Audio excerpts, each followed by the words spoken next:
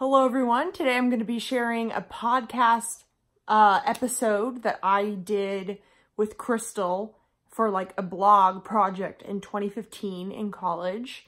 It is just me and Crystal, and I'm interviewing her about the concept critical feeling. Now, I think that those of you guys that are interested in personality typology might find this particularly interesting, because the way that Crystal, as an ENFP, you might also know her from my podcast that I do currently, Synchronic Saturdays, she's using FI, introverted feeling, which is subjective values.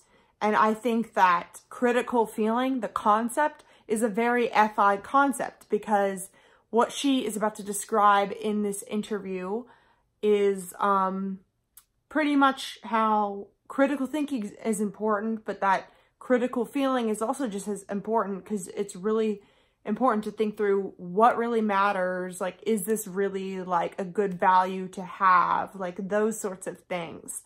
And I think that personally, even though I'm not like an FI like user in my conscious stack, I agree and I believe that critical feeling is a important thing, you know, that is sort of undervalued in society. People don't really talk about it enough. I mean, I've never really heard the concept before until Crystal told me about it, or, you know, just sort of said it.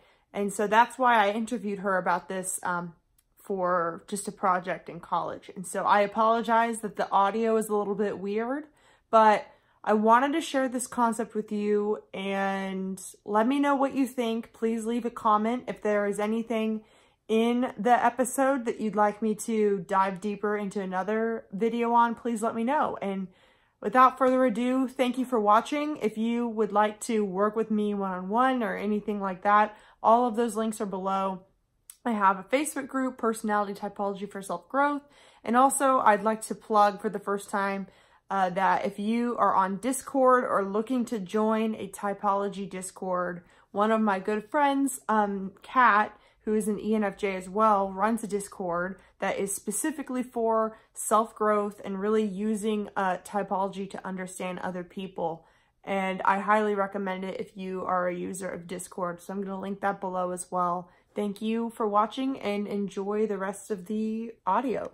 Okay, so I guess I'm making this a podcast, but I'm here with my friend Crystal, who thought of this perfect idea called critical feeling. So tell me, Crystal, what is critical feeling? So how I came up with this is I essentially Googled critical thinking because I've been critically thinking about critical thinking lately. And on Google it says it is a type of clear reasoned thinking to make clear reasoned judgments. While in the process of critical thinking, ideas should be reasoned and well thought out and judged. And so I decided that, hey, if we can use thoughts to assess things, why can't we use feelings to assess things as well?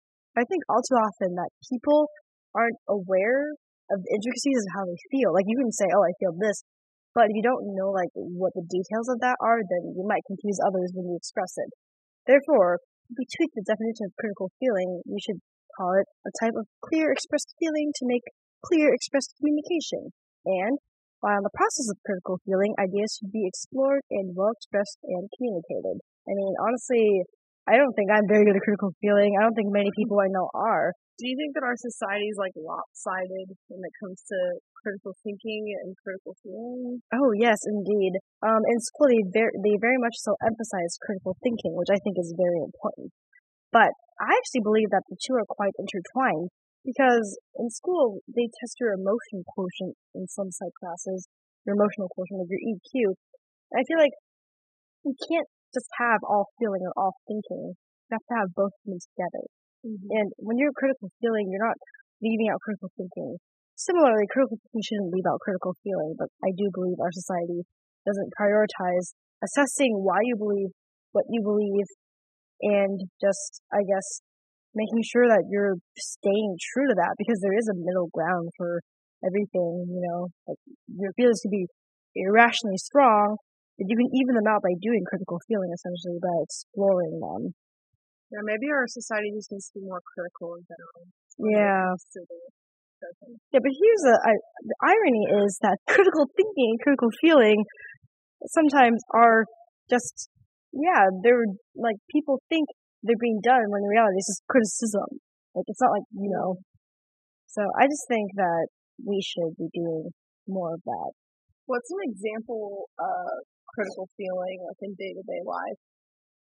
Can you give a real example or change some names? Oh no. Well, okay.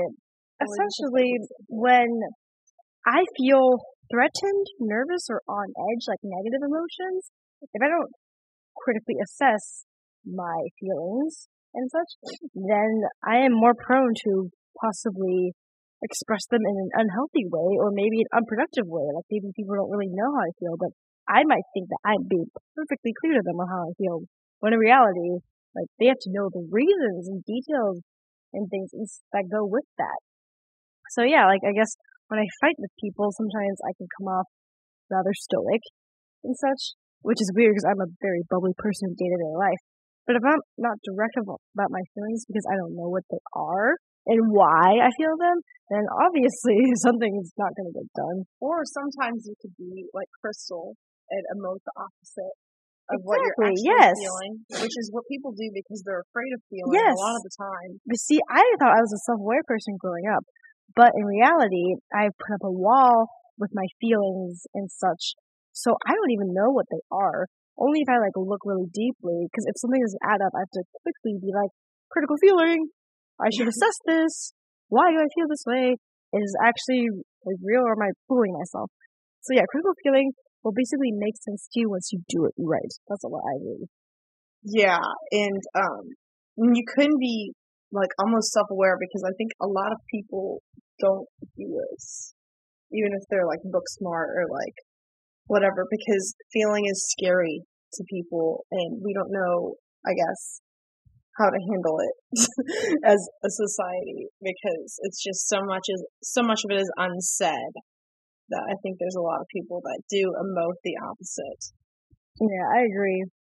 How can critical feeling also be used to make decisions? I think, well, based on, I guess, some research I did on my own, for people, usually how they judge making decisions, they do what makes sense to them, or they act a lot on what they believe in. But I believe you need a little of both, like, essentially. And with critical feeling, I think if you're very aware of why you feel the way you do, and the fact that you do feel the way you do, then you're in the clear. Because critical thinking is, hey, I am thinking deeper into the intricacies of how to solve a problem. But if you don't really know which option that you would prefer over the other, then like you aren't even aware of your own biases. So essentially, critical feeling can actually, like, maybe counterintuitively speaking, make you more objective because you're aware of, where you might be more partial to like a certain, I guess, decision than another, if that makes any sense. Do you think critical feeling is the same thing as being direct about your feelings? Here's the thing. You don't necessarily know, like, what you're feeling. You think you could be direct, but you might not be. So essentially what I am trying to do is, when I think about how to be direct with my feelings, I go back deeper to see if anything inside of me doesn't want to release certain information because it might be like threatening, or like might be a little controversial.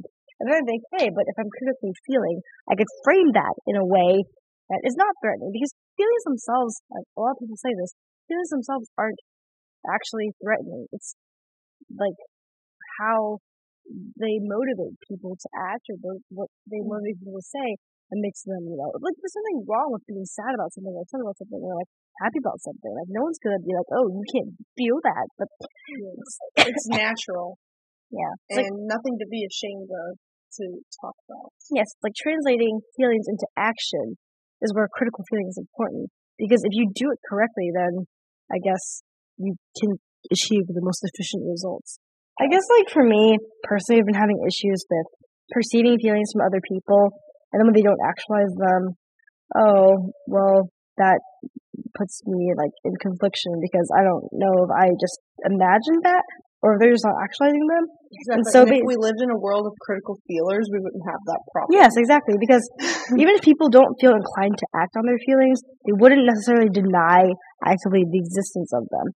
I mean, also sometimes I guess it's on the part of the person receiving the confusing, like, big signals. Maybe they should be a critical feeler themselves and just directly ask. And hopefully the other person will also be a critical feeler and be direct. Because sometimes I feel like society is too results oriented. Like, it's not going to change anything when I say it. But sometimes it's like, no, like to clarify, like, just, so people don't think they're going crazy all the time. Yeah. Critical feeling is important to maintain sanity. And I think that I'm crazy all the time, and I hate things that are left unsaid. But yeah, basically the whole point of this whole blog, which I'm only doing this for class now, but I hope to turn this into like something huge in my life, is that people need to be more connected to each other.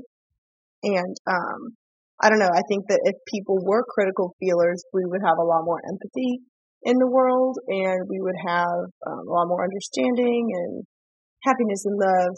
So yeah. Yeah, because I think I felt most understood when people can explain to me why I feel the way I do. They can like trace the reasons, trace the reasonable reactions that like added up to that.